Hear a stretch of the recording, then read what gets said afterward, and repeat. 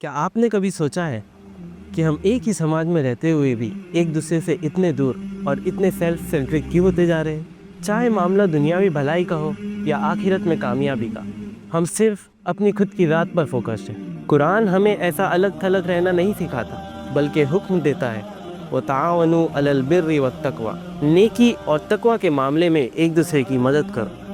غور کیجئے، اللہ نے یہ نہیں فرمایا اکیلے نیک بن جاؤ، بلکہ فرمایا ساتھ مل کر نیکی کرو۔ کیوں؟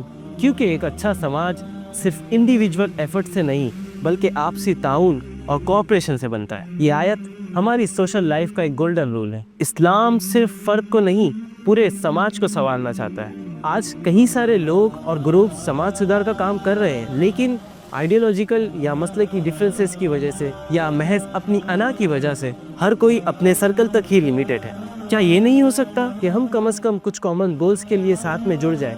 یہی تو اسلامک اسپرٹ ہے۔ اس سے نہ صرف ہم اپنے کام کو امپیکٹفل بنا سکتے ہیں بلکہ اللہ کو بھی راضی کر سکتے ہیں۔ قرآن کو سمجھ کر پڑھیے اور اس پر عمل کیجیے۔ قل هو للذین آمنوا هدى وشفاء، کہہ دو کہ جو ایمان لاتے ہیں ان کے لیے یہ ہدایت اور شفا ہے۔